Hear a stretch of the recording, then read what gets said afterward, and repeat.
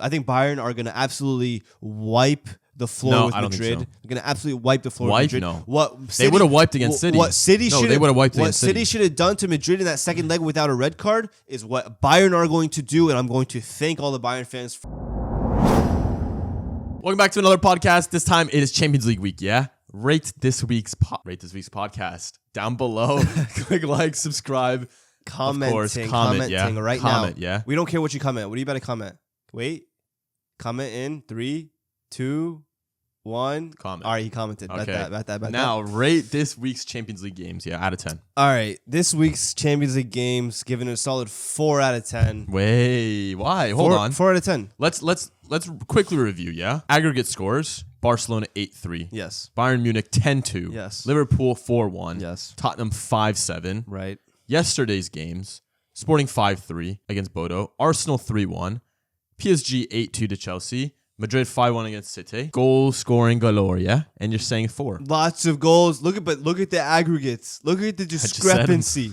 Look at the discrepancy between in these matches. It was a landslide in many of these matchups, which I didn't expect, to be honest. I didn't expect a lot of these aggregate scores to pan out the way they did.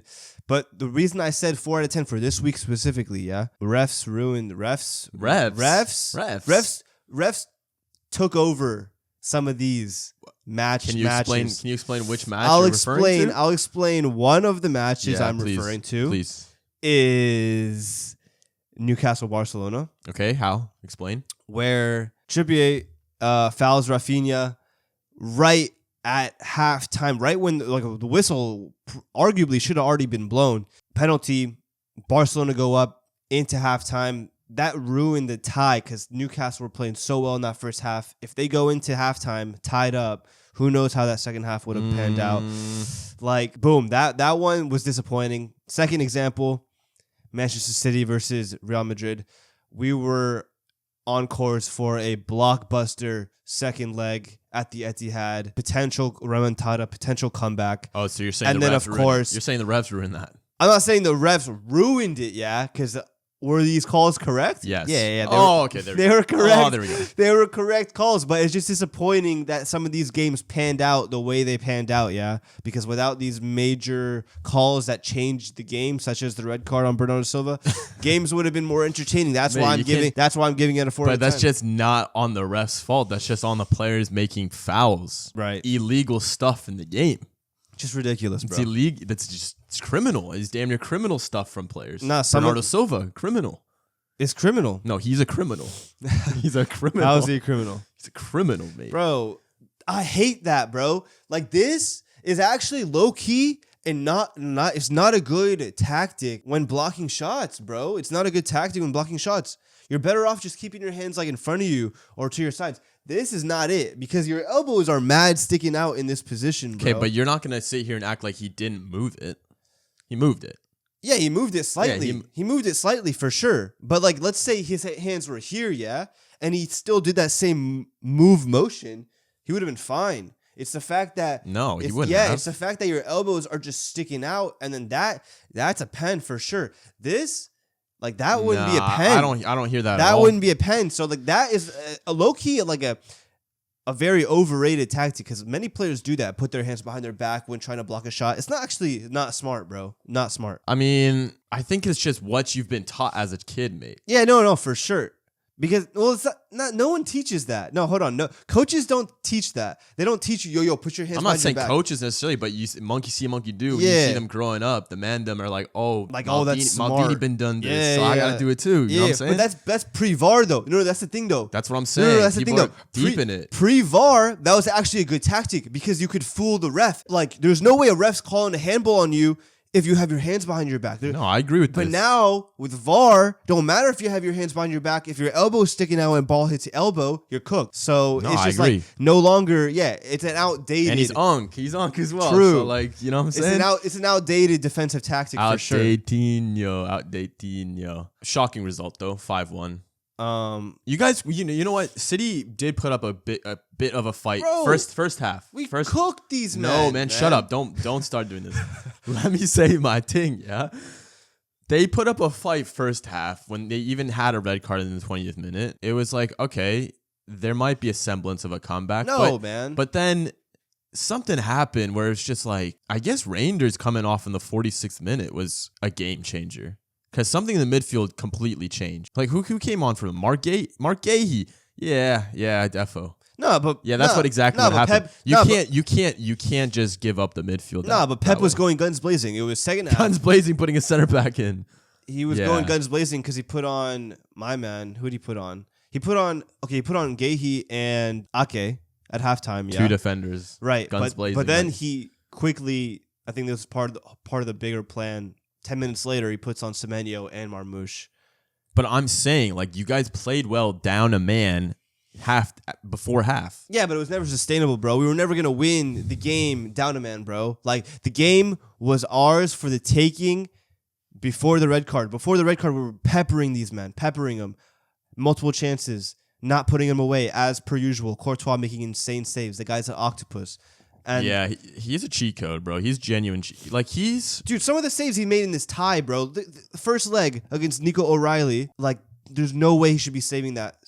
First leg, I think he made an insane save on Holland as well. Second leg, another insane save on Holland. Like, nah, man, he saved them, bro. Arbeloa came out and said that Courtois is the best goalkeeper in history. And low key, like, I mean, he's got a point. He's got an argument. He has a shout for top 5. History is pretty, like, who would be better than Courtois in history? Oh, calm down. Buffon, Casillas, why? Yashin. Why though? What do you mean why? How or why? Because these guys are decorated goalkeepers. So is Courtois. Yeah. Okay. So he's in the conversation, but what do you mean why is he better? These guys are better potentially better because I've seen the likes of Buffon. I've seen the likes of Iker Casillas play. I've seen Courtois. You don't think they're better than Courtois? Dude, some of these saves, like, yeah, Iker can do that, Buffon can do that, but just the consistency that Courtois has. You're telling me Buffon didn't have consistency? There was a point in the period of Juventus where I didn't think he was that great. When he was like 40, maybe. Same with Iker Casillas at Madrid. In the latter years, yeah. When they were getting for sure. And how old is Courtois? He's coming to that age. When did Iker Casillas go off? Casillas at this point was falling off for sure. Okay, so that there's an argument already off rip. Okay, but Buffon at that age was not falling off. So let's look at his FIFA cards. No, we're not doing that. We're not doing that, bro. Chill. What you mean?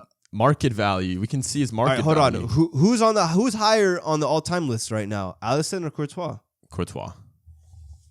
I think you got to give it to Courtois. I mean, Alisson's up there, bro. He is. No, I agree. He is. But like 2008. Where was he? Age 33. Age 33. He was Onk status. 2011, bro. 2011. Still. He was making no noise. No, 2011 Buffon. Yeah. They lost the league that year. Okay. Against Milan. Nice. Okay. Yeah, but think about how long after 2011 Buffon carried on with Juve cooking. And Italy. But he didn't cook. Though. Champions League final. What? Was he insane? No, he was Onk, man. No, but he was the starting keeper for one of the best Juventus teams of our generation. But like they had Chiellini, Barzagli, Bonucci ahead of him. Any keeper could have been starting. Any keeper. Nah, come on, mate. We can't be doing this, bro. Like Buffon's a little overrated. Let's call it how it is. He's a little overrated. I would say Casillas is the overrated one. I think Casillas is the underrated one. No one really talks about Casillas as an insane keeper. He's always mentioned when we're talking about all-time keepers. They forget about him a lot. They forget about Casillas. Yeah. No one forgets about Casillas. Most all-time keeper list, I guarantee you he's not top 5 in a list here. Oh, you're crazy. All-time They're keeper going to have list. Casillas in every single list that you find. Look, Lev Yashin 1, Buffon 2, Neuer 3, Dino Zoff 4, Gordon Banks 5. Okay, Peter Schmeichel equals Casillas. Yes. All right. Manuel Neuer, I did forget about. Forget about Courtois. There's no way Courtois is on Neuer's level. Neuer is the best. Neuer is the best goalkeeper of all time for a Miski. That's my keeper. Yeah, that's my keeper. How old is Neuer? Neuer's still doing his longevity. At 40. I mean, he's injured now. He's probably cooked now. He's been picked up. He's picked up. No, many but injuries. he started this season. I think. What? I think he started this season. No, yeah, he's been playing this season, but he's like 39. He's injured now. Yeah. I mean, look. So he's. There's a case for him. I'm going Neuer, Buffon. Oh man. Courtois, Casillas, Alisson, Lev Yashin. You're gonna have to hold that. Like they have Courtois at 17th, bro. Yeah, because he's not done though. He's not done. He's 33, bro. I mean, Neuer's not done. Nah, but You know he's what I'm done. saying? But he's done though. Okay, let's just say Courtois continues, yeah? Right. Extra 5 years 5 years. at Madrid. I don't know. You already tore his ACL.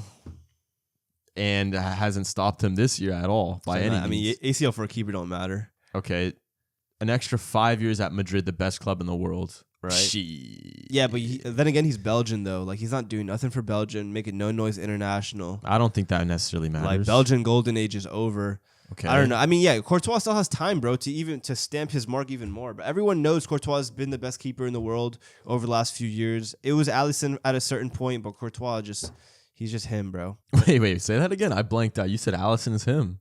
No, I said move on. No. All right, fine. We'll move on then. Bumba. Yeah, I mean, Vinny domed y'all 2 goals. Look, at the end of the day, if it wasn't for this unfortunate red card, the comeback was going to happen. Yeah. There's no doubt about that. And The real comeback happened at Sporting in Portugal. Yeah. 5 goals, you know. That was frustrating to watch, but Bodo did not show up to play. 38 total shots. Yeah, no, they 9 peppered big him, bro. chances. They peppered him. And then what's annoying, though, is it was 0-0, bro. It was 0-0, and Bodo had such a good chance. They had a mad good counterattack. Even with it being 1-0, they hit the bar on the corner kick. They hit the bar as well. Like they had their chances to bury the tie, really, and they choked it, bro. Sporting fair play, 5 goals. I didn't expect that to happen, man. I didn't expect. No one expected that to happen. We thought Bodo was a super team. Sporting is clearly the super team that is going to save world football against Arsenal. They're playing Arsenal, and remember when Arsenal played Sporting last time in Europe? Yeah, briefly, I think. Europa League knockouts. Sporting goes through. So, but it's Gyökeres versus Sporting. Right.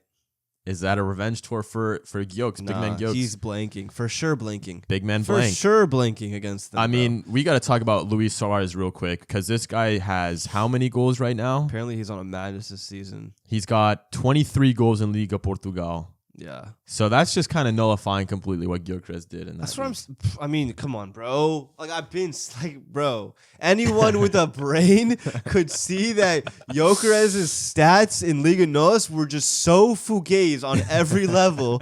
Like, you could just watch. You didn't even have to watch the games. You could just watch the goals that he's scoring in the highlights. Like, this guy is not a top striker, bro. And Straight fleeced Arsenal. Fleeced Arsenal. And like people would try to bring up Gyökeres' a goal tally this season, how he's like, 15 goals this season, all comps or whatever. Like, I'm not moved, man. This guy's had maybe 2 good performances this season, one against Spurs, another one somewhere else, bro. Like, not it, bro. And look, Arsenal will definitely win that tie. They'll win the tie. They kind of struggle against Bayer Leverkusen. They got lucky that they had a Fugazi PK in the first leg. Oh my god, that pen! See, again, I'm saying, bro, like these referee decisions. Maybe that was a ref decision. These referee decisions, these big calls, especially at the end or at the end of each half, first half, second half, doesn't matter. Huge differences, bro. But I will say, Champions League refereeing and VAR system is generally good, better than most leagues. Better than most leagues, I can agree with that. Yes. All right. But Bayer Leverkusen did put up a fight. Kind of. I mean, in the first leg. In the first leg for sure. First half a bit in the second leg. But I mean, it was just 2 really good goals by Arsenal. Yeah, as they can only score a volley on top of the 18. Like it's straight up just comical. And then Declan Rice with the best Toni Kroos impression, you know. That goal was nasty. That's like one of my favorite goals of all time, that Kroos goal. Yeah, I mean, that Declan Rice goal was insane. And we're talking. Conversations are sparking. I'm having unfortunate conversations that Declan Rice is going to be a favorite of Ballon d'Or if Arsenal win a trophy, if they win the CL, potentially. No, I don't back that. I don't back any type of Ballon d'Or talk. See, for me, Ballon d'Or talk is absolutely irrelevant until the end of July. Because it's a World Cup year. Anything Ballon d'Or and a World Cup year has to do with World Cup. Oh, so it's a Vinny year then. Brazil? It's a Vinny year. Brazil? Wait, come on, bro. We're not doing this. No. Let's not be dumb. No, we're not doing this. Let's genuinely be serious. First of all, Madrid not winning the league, and they're not winning UCL. They're not winning the league. And Brazil's not good. Hold on. Don't even mention Vinny to mind. No. We're going straight through this, yeah? 1. La Liga is very achievable for Madrid. It's Right now, it's not looking like it's going to happen. Why? How? What are we Barca talking are about? cooking. Because Barca are cooking. And Madrid aren't. And Madrid aren't? No. If it wasn't for a red card, they would be out the Champions League They're right now. 4 points. 4-point gap. 4-point and gap. Barcelona playing the way they're playing. Yeah, long day. Okay, it's a 4-point gap. Very doable. Barca's playing a very high line. They can choke a lot of points. Champions League. Madrid are not winning that. Everyone says that. By no Everyone means. says that, but yet they've got the juju. So, like, it's very possible at the same time. Mbappe is coming back. The team is looking better under Arbeloa. Very possible. Brazil. Never happening. Never happening? Absolutely never happening. How? Explain to me how. Well, first of all, they have to play the leaders of black magic in Morocco. So we don't know what's going to happen there. And, bro, they're just not a good team. They're not a good enough team. How you say there's not a good team when we got Bailevini? It's not 2002. We got Mateus Cunha. We got João Pedro, JP. We got Nene. We got Neymar. Oh, my God. That guy. Yes. That guy Neymar. who didn't make the friendly squad. Yeah. Keyword is friendly squad. We got Neymar. We got Igor Thiago. Long day. It shows you the state of the country. State of the country. You went from R9 Rivaldo, Ronaldinho to Igor Thiago. Why are you hating on my man, you know? Igor Thiago. If he looked better, streets were saying Blonde d'Or. Just because he's got an insane hairline, man. He has got 19 goals in the Premier League. How old is he? The bad boy Prem. 24, yeah. Yes. Wait. Hold on. You didn't know that. He's 24? He's 24. He's younger? No. Yeah, younger than your ass, boy. Bro, He's younger what? than you. Yeah. Dude, this guy, what is up with Brentford? No, something is in the water in Brentford. Because these men, they age different over there. They age different in Brentford. Mbuemo, Wissa, Igor Thiago, Tony. Damsgaard. Yo, these guys. It's called steroids, mate. No, they age different in Brentford, bro. I did not know he was 24. 24. Yeah. That's insane. Put some respect on my man. Yeah. He's younger than Haaland. Yeah. That is insane. 6'3", 24 years of age, 19 goals, mate. Not fair. He's a clinical finisher. I thought he was like 27, I won't lie. Nah, I've been hipped. I got hip to this 24 years of age Donnie. I was like, damn, Fair's. Yo, check his birth certificate. Yeah, FIFA, check his birth certificate ASAP. To be fair, I mean. Anyway, Brazil's not doing nothing. It's a World Cup year. We're talking Ballon d'Or. I'm not talking Ballon d'Or until July. Right now, when it comes to Declan Rice, potential for sure, PFA Player of the Year. For me, he's a PFA Player of the Year front runner. No, I agree. No Gabriel's doubt about also up there for me. I'd rather give it to Rice. Why? Just like why? Because he's white. Just all around. What? Yeah. What? He's white. Just all around. Gabriel's Brazilian. Right. So he's Brazilian. You have an agenda against Brazilians. He's black and Brazilian. Yeah. Rice white and in English. There's an agenda already brewing. Maybe, but he just all around play. All around play. Rice has just been there. And you say Gabriel, why? Because the set piece goals. Who's taking the set pieces? Oh, okay, Rice. I mean, Saka as well. No. Really? No. So Rice's set pieces Saka are miles clear. Saka, Madueke. No. Rice's set piece deliveries are miles clear of Saka and anyone else on the Arsenal team. So if it wasn't for Rice, there would be no Gabriel. Rice ran or walked, so Gabriel could run. So simple. Nice. Simple thing. Nice. But yeah. Simple thing, yeah. 7-2 Newcastle. My days. Barcelona. My days. I mean, look, at the end of the day, it'll say 7-2 and the aggregate will say 8-3. But this was no 8-3, bro. Newcastle played well for 75% of this tie. It's pure capitulation. Just a capitulation. At the end of the day, for me, it was Eddie Howe going toe-to-toe with Barcelona, which is just a move that 90% of managers wouldn't do. And you just don't have the defenders to do that. Malik Chow is horrendous. Dan Burn, Kieran Trippier in 2026, just not going to do it for you, bro. Dan Burn had a horrendous game. Dan Burn is not a center back anymore. He's a left back. So Malik Chow, horrendous. He's bro. horrible. He's horrible. Horrendous. You see him get spun by Lamine. He got cooked by Lamine. He had multiple mistakes in the game. Tonali comes out injured in the 55th minute, and it all goes to shit.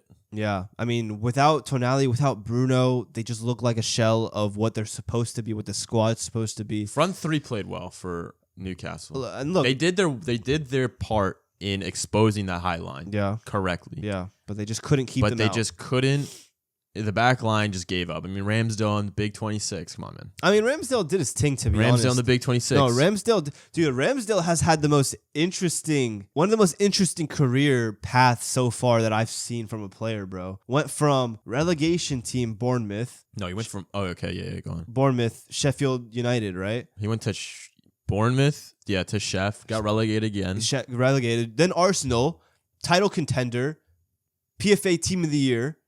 Then back to relegation with Southampton. And now he's Seal Knights at the Camp Nou. I thought he went to Bournemouth again. Nah. Southampton thing. Asna, Southampton to Newcastle. Loan to Southampton again.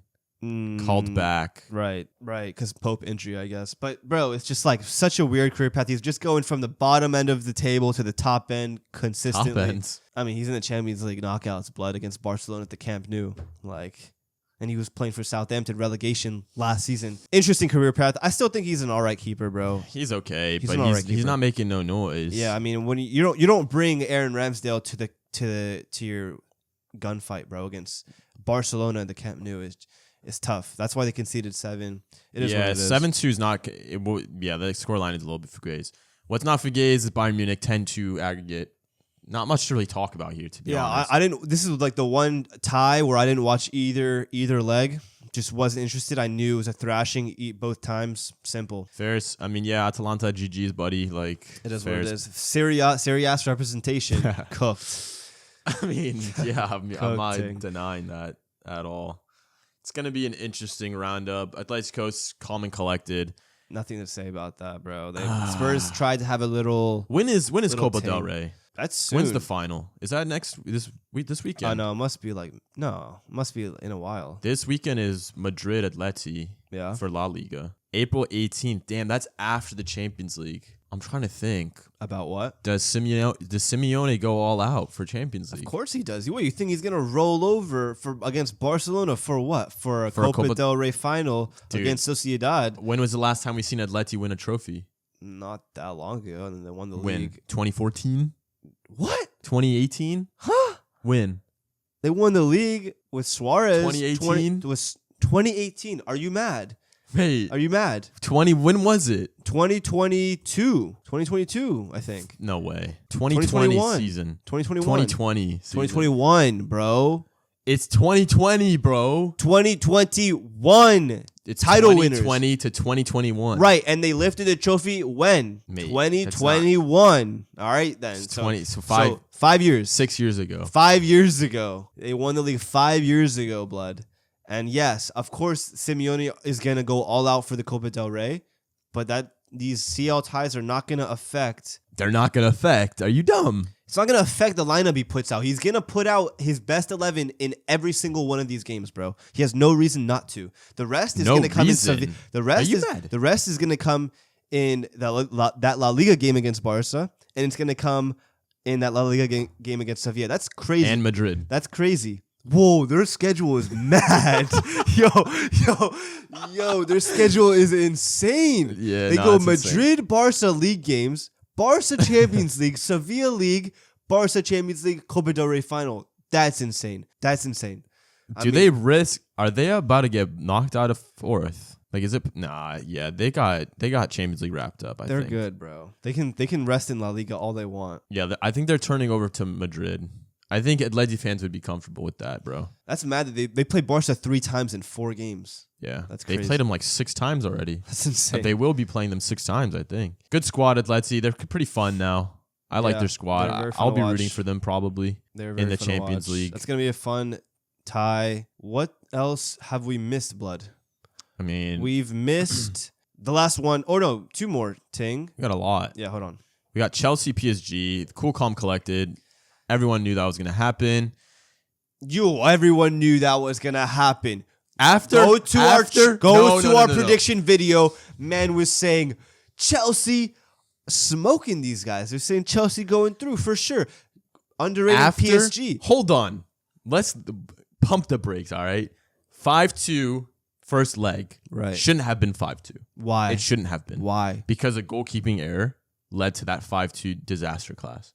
It led to one of the goals. And then therefore everyone turned off. Second leg, let's just look at the numbers real quick. Total shots, Chelsea 18, big chances 2, expected goals 1.26. They had the better chance at winning this game than PSG. And they yet 3-0 skunkage at home. Long day. They had total overall XG in both legs was higher for Chelsea than PSG. Okay, goes to show that Rosinier is a good manager, but it also goes to show that Chelsea's squad was never going to be good enough to beat this PSG team, because at the end of the day, PSG, the quality wins matches.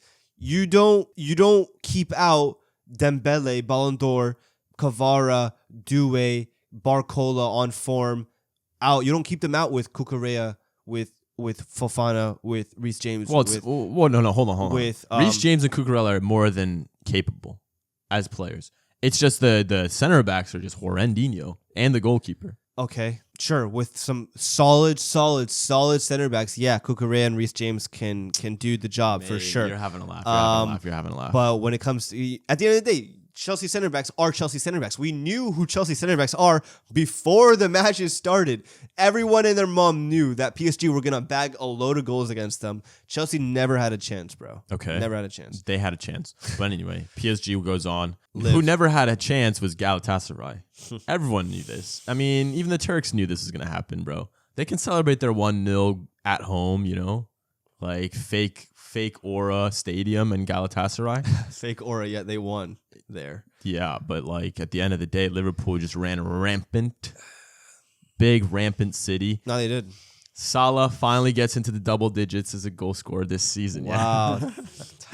Mate. 32 shots, 5 expected goals for these men. I mean, it was a pure thrashing. It was a thrashing. Demolition. Nothing much to say, to be honest. They played well. Salah missed a PK. Could have had 2. Yeah. Gets PK. hooked. Horrid pen. Gets hooked, I guess, in the 74th. Oh, and then his ego shows. His ego starts to show. He gets hooked. I think he was injured, mate. Game is done. He's injured. You think he's injured? I think so. I mean, it says he's injured, mate. Maybe it was an injury thing, but he goes down tunnel as if he wanted to stat pad some more. I'm not really sure what happened, but yeah.